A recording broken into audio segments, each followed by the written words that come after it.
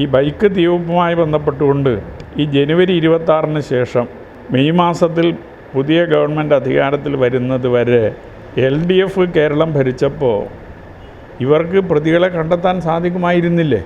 എന്തുകൊണ്ട് കണ്ടെത്തിയില്ല?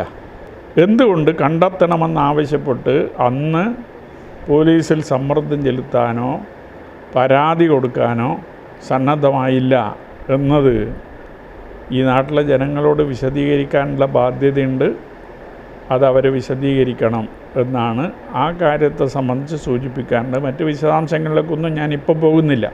കാരണം ഇത് നേരത്തെ ഒരുപാട് തവണ ചർച്ച ചെയ്ത വിഷയമായതുകൊണ്ട്.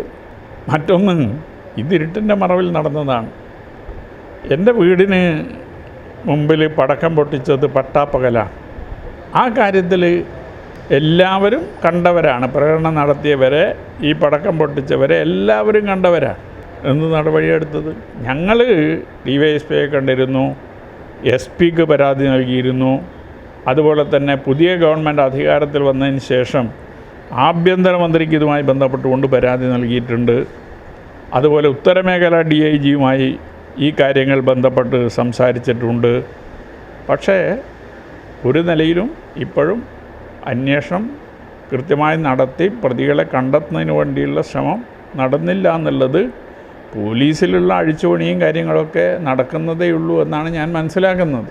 മറ്റൊരു കാര്യം, എൻ്റെ അയൽവാസി കൂടിയായിട്ടുള്ള VK കൃഷ്ണൻ്റെ വീട്ടിൽ ചെടിച്ചട്ടി, അതുപോലെ തന്നെ പച്ചക്കറി ചട്ടി നശിപ്പിച്ചു എന്നുള്ളതുമായി ബന്ധപ്പെട്ടുകൊണ്ടാണ്.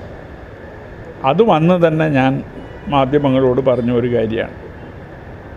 അന്ന് വെള്ളൂർ നോർത്ത് ലോക്കൽ സെക്രട്ടറിയാണ് ആദ്യമായി മാധ്യമങ്ങൾക്ക് ഇതുമായി ബന്ധപ്പെട്ടുകൊണ്ട് ബൈറ്റ് നൽകുന്നത്.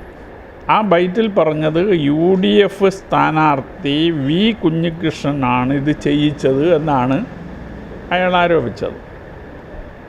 അപ്പോൾ അങ്ങനെ വന്നപ്പോഴാണ് ഞാൻ പോലീസ് സ്റ്റേഷനിൽ പോയി അതിൻ്റെ വസ്തുത അറിയാൻ ഒരു ശ്രമം നടത്തിയത്.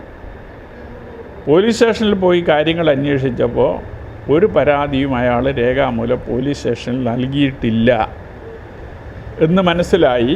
ആ കാര്യം ഞാൻ പോലീസ് സ്റ്റേഷൻ്റെ മുമ്പിൽ വെച്ച് തന്നെ മാധ്യമങ്ങളോട് പറയാൻ അന്ന് സന്നദ്ധമായിട്ടുണ്ട്. പിറ്റേ ദിവസം അതിന് മറുപടിയായി വീണ്ടും വെള്ളൂർ നോർത്ത് ലോക്കൽ സെക്രട്ടറി മാധ്യമങ്ങളെ വീണ്ടും കണ്ടു. ആരാ പറഞ്ഞത് പരാതി നൽകിയിട്ടില്ല, പരാതി നൽകിയിട്ടുണ്ട് എന്നൊക്കെ പറഞ്ഞുകൊണ്ടാണ്. അത് സംബന്ധിച്ച് ഞാൻ അന്വേഷിച്ചു. അയാൾ പരാതി നൽകുന്നത് പിറ്റേ ദിവസം ആണ്. അപ്പോൾ തലേന്നാണ് ഞാൻ മാധ്യമങ്ങളോട് പറയുന്നത് പോലീസ് സ്റ്റേഷനിൽ പോയി അന്വേഷിച്ച് ഒരു പരാതിയുമില്ല എന്ന ബോധ്യത്തിൻ്റെ അടിസ്ഥാനത്തിലാണ് മാധ്യമങ്ങളോട് പറയുന്നത്. പിറ്റേ ദിവസം VK കൃഷ്ണൻ നിർബന്ധിച്ച് പരാതി കൊടുപ്പിക്കുകയായിരുന്നു. ആ പരാതി കൊടുത്തതിന് ശേഷമാണ് ഇങ്ങനെ ലോക്കൽ സെക്രട്ടറിയുടെ ഒരു ബൈറ്റ് ഇതുമായി ബന്ധപ്പെട്ടുകൊണ്ട് കാണാനിടയായത്. അപ്പോൾ അതുകൊണ്ട് ഞാനതിൽ തെറ്റായ നിലയിലുള്ള ഒരു വിശദീകരണവും നൽകിയിട്ടില്ല, ഒരു വ്യാഖ്യാനവും നൽകിയിട്ടില്ല. ഒരു വസ്തുതയും അറിയാതെ എൻ്റെ മേലെ കുറ്റം ആരോപിക്കുന്നതിന് വേണ്ടിയുള്ള ശ്രമമാണ് നടത്തിയത്. അതും ഇവിടെ LDFൻ്റെ ഭരണം നിലനിൽക്കുന്ന കാലത്തല്ലേ നടന്നത്.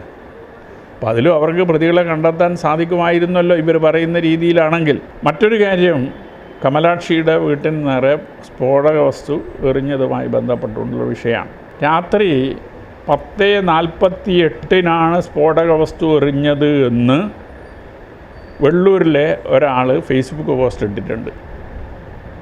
അയാൾക്ക് എങ്ങനെയാണ് ഇത്രയും കൃത്യമായി സമയം അറിയാൻ സാധിച്ചത്? എൻ്റെ ഫേസ്ബുക്ക് പോസ്റ്റിനെ കുറിച്ചാണ് ചോദ്യം ഉന്നയിക്കുന്നത്. അവർ തന്നെ പറയുന്നത് ഞാൻ രാത്രി 1 മണിക്ക് ശേഷമാണ് ഞാൻ ഫേസ്ബുക്ക് പോസ്റ്റ് ഇട്ടത് എന്നാണ് അവർ തന്നെ പറയുന്നൊരു കാര്യം. അവിടെ വെള്ളൂരിലെ ഒരു കക്ഷി, ഇവരുടെ കൂടെയുള്ള ഒരാൾ ഫേസ്ബുക്ക് പോസ്റ്റ് ഇട്ടത് 10:48 സ്ഫോടനം നടന്നു എന്നാണ്. 10:48 കൃത്യമായി 10:48 സ്ഫോടനം നടന്നത് എന്ന് എങ്ങനെ അയാൾ അറിഞ്ഞത്? അപ്പോൾ ഇതെല്ലാമായി ബന്ധപ്പെട്ടുകൊണ്ട് പലതുമുണ്ട്. ഞാൻ എങ്ങനെ അറിഞ്ഞു എന്നും എങ്ങനെയാണിത് പോസ്റ്റ് ചെയ്തതെന്നും എല്ലാം നേരത്തെ വിശദീകരിച്ചിട്ടുണ്ട്. അതുകൊണ്ട് ഇത് നേരത്തെ നവമാധ്യമങ്ങളിൽ പോസ്റ്റ് ചെയ്തിട്ടുള്ളൊരു കാര്യമാണ്. പിന്നീട് രാത്രി തന്നെ അത് കണ്ടിട്ടാണ് ഞാൻ ഈ കാര്യങ്ങൾ പോസ്റ്റ് ചെയ്യുന്നത്. അപ്പോൾ അതിൻ്റെ മറ്റ് വിശദാംശങ്ങളിലേക്ക് ഇപ്പോൾ പോകുന്നില്ല.